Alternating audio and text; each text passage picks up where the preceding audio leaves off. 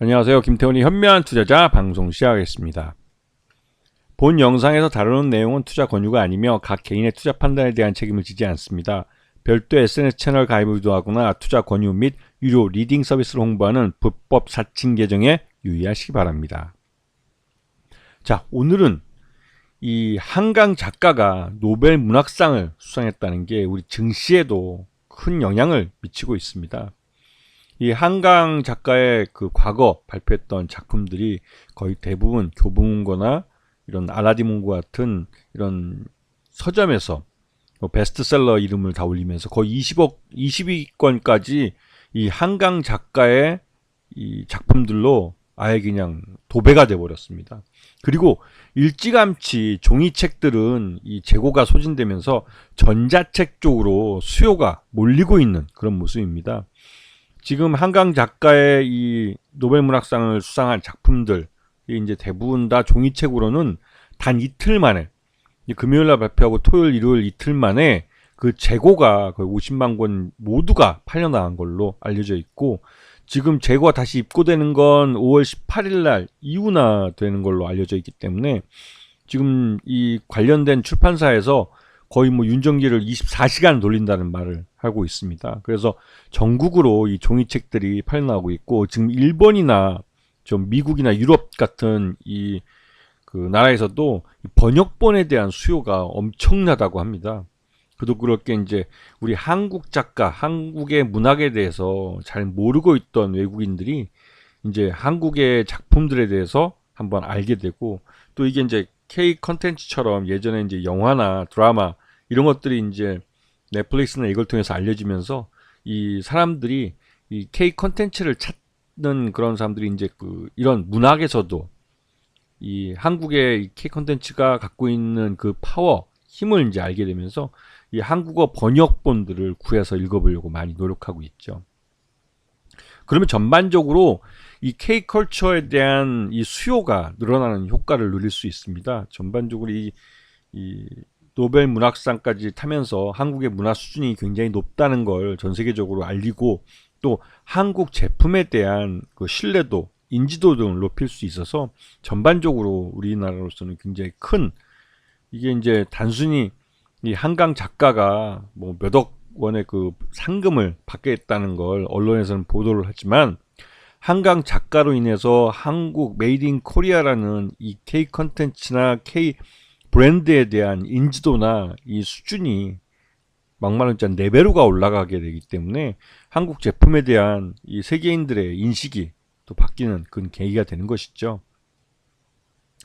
그래서 이제 이 한강 작가의 이제 그 이 과거를 보시게 되면 그렇게 이제 문학에 관심 있는 분들 아니면 잘 모르시겠지만 이분은 그 나름대로 자신의 그 프로필에 하나 적을 것들을 하나하나 쌓아왔고 이게 국제적으로도 인지도를 꽤 올려주는 그런 그 이런 과거의 이런 걸어온 길들을 보여주고 있습니다. 그 대표적으로 뭐 맨부커상 같은 것들도 이런 노벨 문학상이 그냥 뭐 운이 좋아서 딴 게 아니라 말 그대로 그 실력이고 또 그만큼 세계적으로 인정받는 작가였다는 것을 말해주고 있는 것이죠.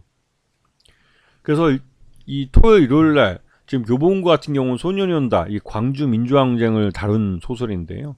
이 소설 같은 경우 바로 그냥 그 품절로 들어가 버렸고요.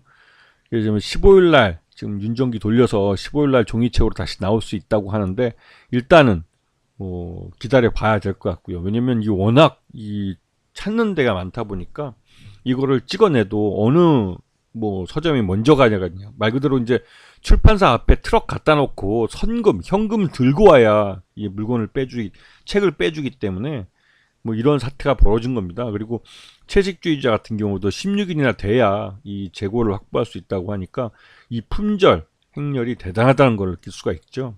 한 이틀 만에, 그러니까 그 50만 권 정도의 재고가 그 단 이틀 만에 다 소진이 됐다고 합니다. 대단한 것이죠. 이게 종이책인데도 이러니 지금 그 전자책 같은 경우는 뭐 두말할 필요가 없는 것이겠죠. 그래서 지금 교보문고에서 한강 작가의 이 작품은 그 품절 행지를 보이고 있습니다. 이 베스트셀러 순위 1위부터 20위까지 지금 그 김주혜 작가의 그 작은 땅의 야수들이라는 이 작품 하나를 제외하고는 모두가 한강 작가의 작품으로 그냥 쫙 깔아버렸죠. 그 정도로 이 한강 작가는 하나의 신드롬이 되고 있고, 또 실제로 이 출판사와 또 이런 그 서점가의 하나의 큰 이벤트가 되고 있습니다. 이게 실적과 바로 연결되는 이벤트가 되고 있는 것이죠.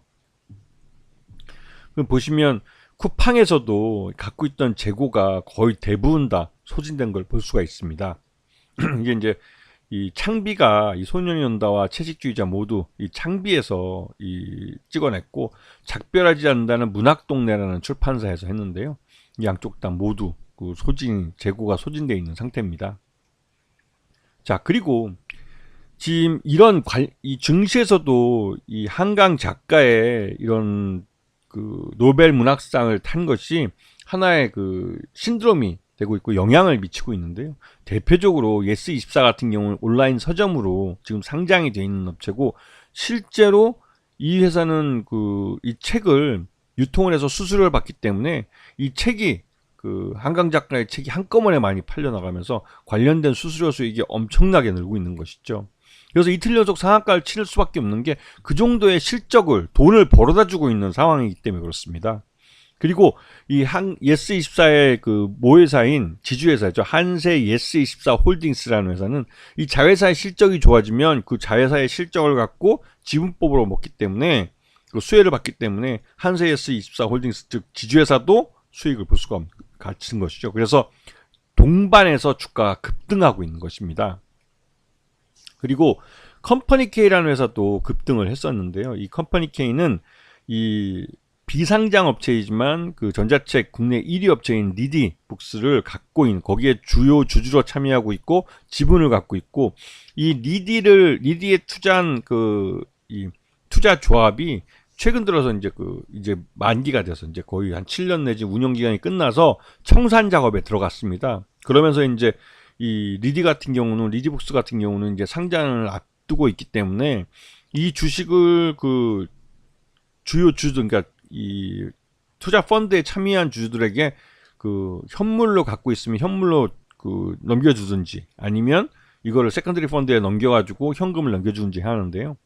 이 리디 같은 경우 아직 비상장이기 때문에 아직 그 현금화하지 못한 걸로 알려져 있습니다. 그렇게 되면 이 컴퍼니 K가 리디북스를 직접 자기 계산으로, 자기 계정으로 넘겨받을 수도 있는 것이죠. 이렇게 되면 향후 상장을 할 때 리디북스의 그 IPO 때 이제 상당한 수익을 가져갈 수도 있게 되는 것이죠.